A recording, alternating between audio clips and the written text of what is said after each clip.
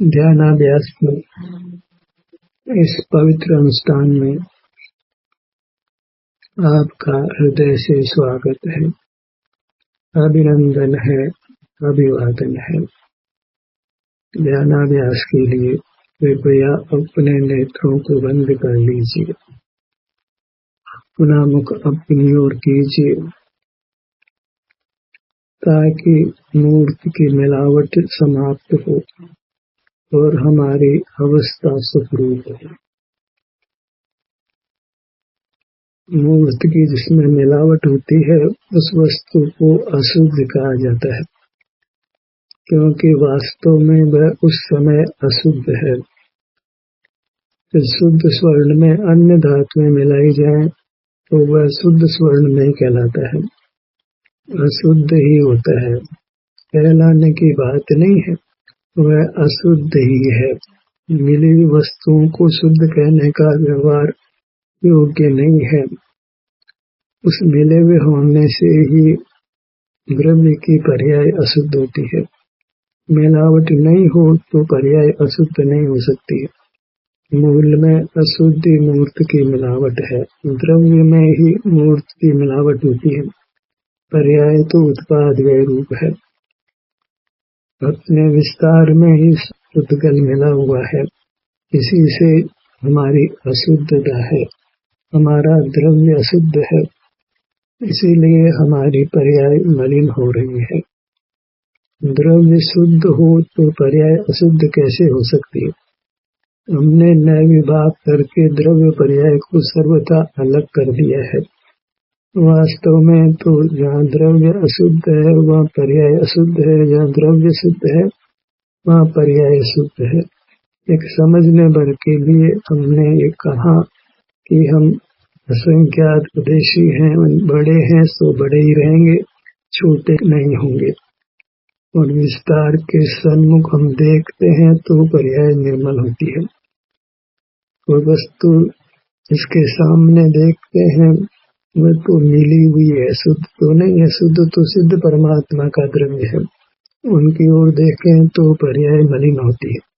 हम अपने अशुद्ध द्रव्य के सामने देखते हैं तो अशुद्धता मिटती है, पुद्गल का बंधन मिटता है, तो पर्याय में सुख प्रकट होता है।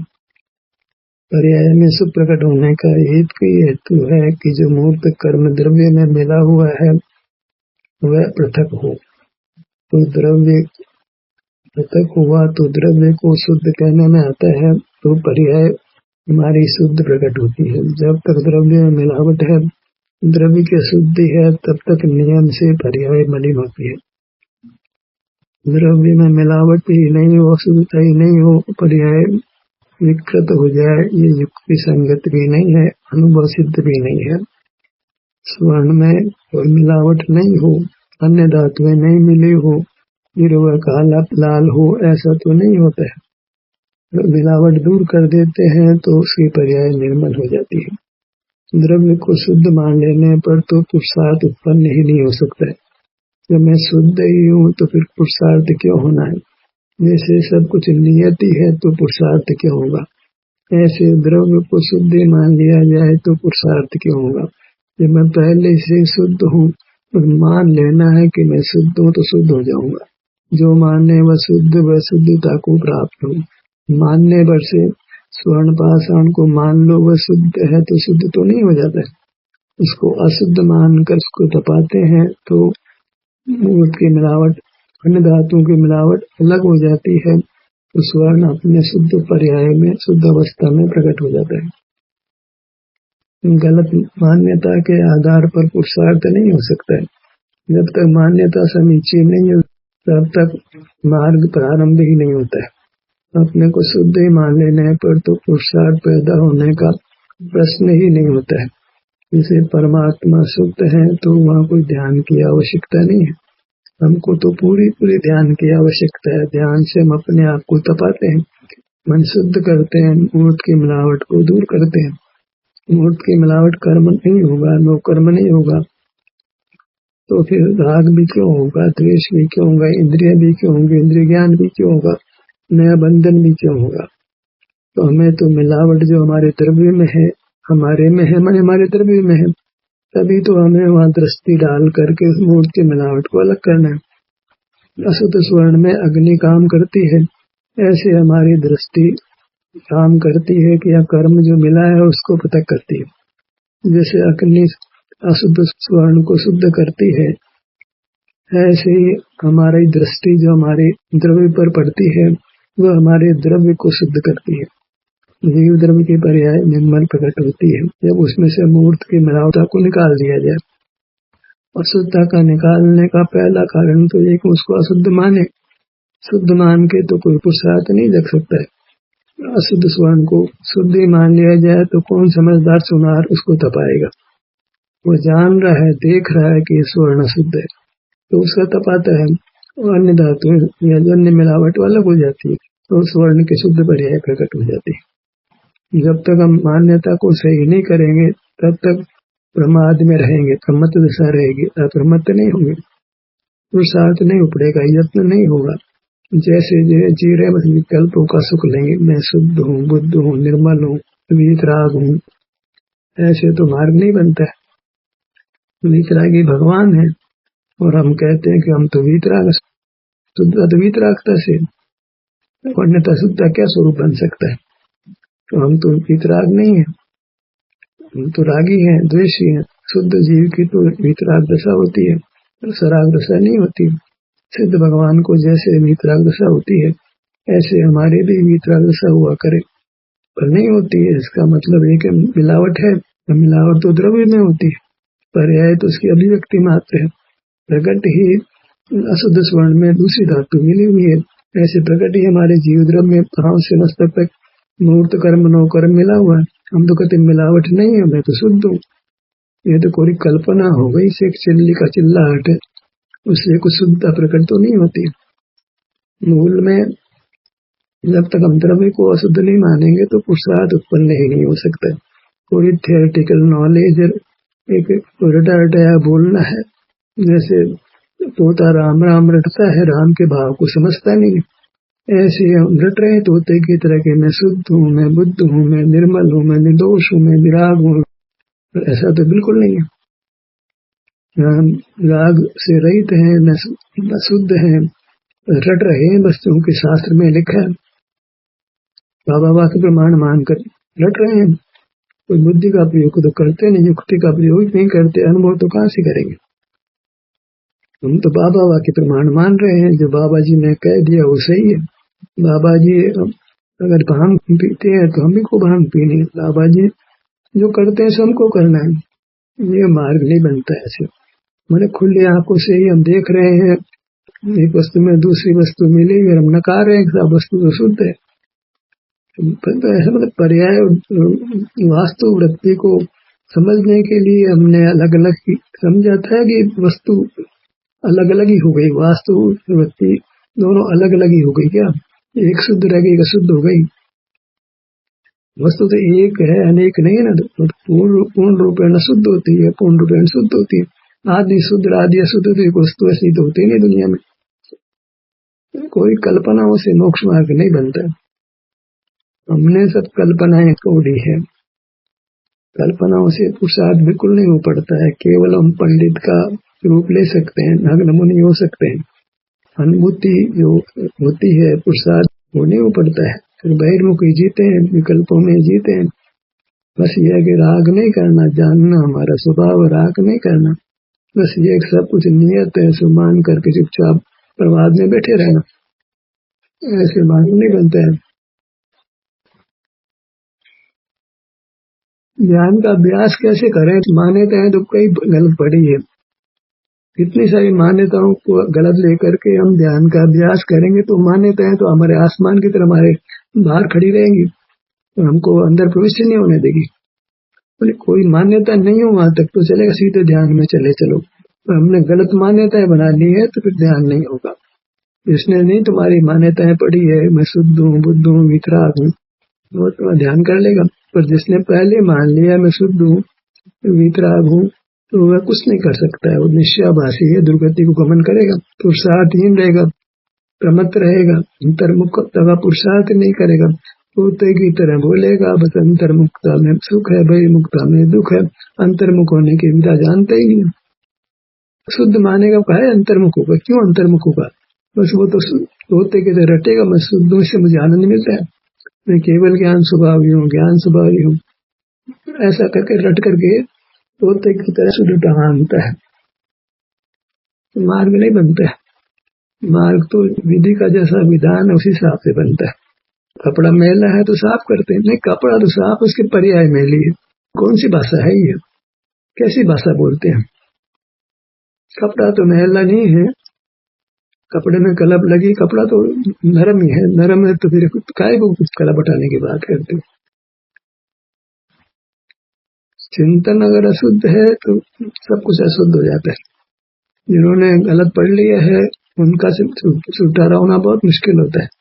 जिन्हें गलत नहीं पढ़ा है उनके लिए तो आसान है। उनको बताया जाए, देखो अपने ध्यान को पांव से मस्तक पे चलाओ, शांति मिलेगी। प्रयोग करके देख लिया उसने, पांव से मस्तक अपन ध्यान को लाता है तो उसको अच्छा लगता है, प्रयत्न करता है, मुक्त हो जाता है। पर जिसने पढ़ ली है गलत, वह तो विकल्पों का सुख लेता है, मैं शुद्ध हूँ, मैं शुद्ध हूँ, मैं शुद्ध हूँ, तो होते की तरह रहता है। वास्तव में शुद्ध हूँ मैं, वास्तव में सिद्ध भगवान शुद्ध है तो शुद्ध है, तो झूठ बोल रहा है, सफेद झूठ बोल रहा है। झूठ पर तो मार्ग नहीं खड़ा होता है। झूठ तो मिथ्या ज्ञान को कहते हैं, तो मिथ्या ज्ञान से मोक्ष मार्ग नहीं हो सकता है। मिथ्या धारणाओं के आधार पर बात नहीं बनती है। इतना थोड़ा सा नरम बने हम, तब तो कोई मार्ग चले। हम देखते हैं कितने मोक्ष ऐसे हैं जितने कठोर हैं कि उनको कितना भी समझाओ वो तो पकड़े बैठे हैं अपने, जो पढ़ लिया है उस पत्थर की लकीर मान करके उस पर खड़े हैं, कुछ भी बदलना ही नहीं चाहते हैं। तो हम कहना चाहते हैं कि तुम जो पत्थर की लकीर के तरह जो बात को पकड़े बैठे हो, तुमको कितनी शांति हुई है। इतना है कि जिनवाणी को पढ़ लिया है मैं, आचरण में तो तुम धन के पीछे भागते हो, लौकिक कार्यों के पीछे भागते हो, आरंभ वगैरह तो पूरा करते हो, दुनिया भर के उद्यम करते हो, दंत बंद बहुत करते हो, काहे से तुम्हारी निर्मलता हो? तुम तो भगवान के जैसे एक समय भी बैठे दिखाई नहीं देते हो। तुम्हारे जीवन में क्या परिवर्तन हुआ है? जो तुमने श्रद्धान किया है उसे, मैं रात में नहीं खाता हूँ जी, मैं जमी कर नहीं खाता हूँ जी, पानी छान कर पीता हूँ जी, तो इन शुभ योग से मोक्ष मार्ग बन जाता है? नहीं बनता है ना। फिर बाहर में कुछ अपने में बदलाव कर लेते हैं तो उससे कोई मोक्ष मार्ग तो नहीं बनता है। मोक्ष मार्ग तो स्वरूप में आचरण करने से बनता है, और स्वरूप को तो शुद्ध मान लिया गया, आचरण क्यों होने लगा? तो आचरण तो अशुद्ध को शुद्ध करने के लिए होता है। बड़ा मैला है तो प्रयत्न करते हैं, तो मोक्ष मार्ग तो शुद्ध करने का प्रयत्न है। शुद्ध ही है तो प्रयत्न क्यों होगा? मोक्ष मार्ग तो आत्मशुद्धि के लिए है ना। शुद्ध को क्या शुद्ध करना है? आत्मशुद्धि के लिए मोक्ष मार्ग होता है, क्योंकि आत्मा शुद्ध है, मूर्त से मिला है तो शुद्ध को शुद्ध करना है। तो आत्मा जीव द्रव्य है ना, तो अशुद्ध तो शुद्ध करेंगे। अब जीव द्रव्य शुद्ध ही है तो शुद्ध भगवान में हमारे में कुछ अंतर नहीं रहता है। तो मान लो तुम सिद्ध हो गए हो, मान लेने से कुछ सिद्ध हो जाता है क्या? तो मान ले मैं तो देव गति का देव हूँ तो देव हो जाता है।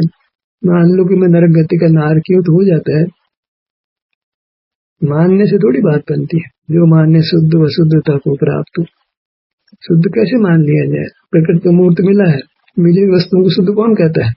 तो नया शास्त्र पैदा करना है, नया चिंतन पैदा करना है, मिथ्या चिंतन पैदा करना है। मिली वस्तुओं सारा जगत उसको अशुद्ध करता है। तुम कौन सा धर्म पैदा करते हो? कौन सा सम्य ज्ञान पैदा कर रहे हो आप? प्रथम से प्रथम तो यह निर्णय करना चाहिए कि मैं अशुद्ध हूँ, मेरा द्रव्य अशुद्ध है। तो कैसे द्रव्य शुद्ध होगा? आपकी दृष्टि से शुद्ध होगा। आपकी दृष्टि उस पर पड़ेगी तो कर्म पृथक होगा, तो द्रव्य में मूर्त की मिलावट समाप्त होगी।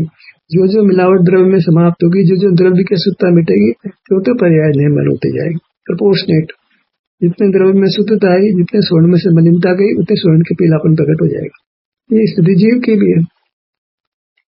ऐसी स्थिति को हम स्वीकार करते हैं, अपना चिंतन बदलने को तैयार है तो फिर ध्यानाभ्यास का कार्यक्रम चालू रखा जाए। अन्यथा तो जब कब किसी से बात करते हैं तो वो अपनी टांग अड़ा देता है, तो फिर वो बात खट्टी हो जाती है। अब हमारे लोगों में भी कुछ ऐसी मान्यता लिए बैठे हो घरे घरे, तो फिर ध्यानाभ्यास करने का व्यक्ति प्रयत्न क्यों करे? उस सिद्धि तो होनी नहीं है, उस भीतर से प्रयत्न उपड़ना नहीं है, अब बातें होकर रह जाएगी। अंदर से हम बदलने को तैयार नहीं है, मिथ्या मान्यताओं को हटाने को तैयार नहीं है, बाबा वाक्य प्रमाण मान के चलने वाले हैं, तो सारा प्रयत्न वृथा है, ज्ञान का प्रयत्न भी पैदा नहीं होगा। विपरीत मान्यता के साथ कोई प्रयत्न नहीं हो सकता। विपरीत मिथ्यात्व के साथ बहुत मुश्किल काम होता है। विपरीत मिथ्यात्व हम सेवन कर लेते हैं तो कदम नहीं बढ़ा सकते आगे। तो कुछ लोग हैं जो दो ही तरफ मुंह रखते हैं, उधर भी सही इधर भी सही, तो ये नहीं, दो तरफ सही नहीं, इधर शुद्ध भी अशुद्ध भी है, ऐसे नहीं चलता है। द्रव्य को शुद्ध मान करके, नियति को मान करके,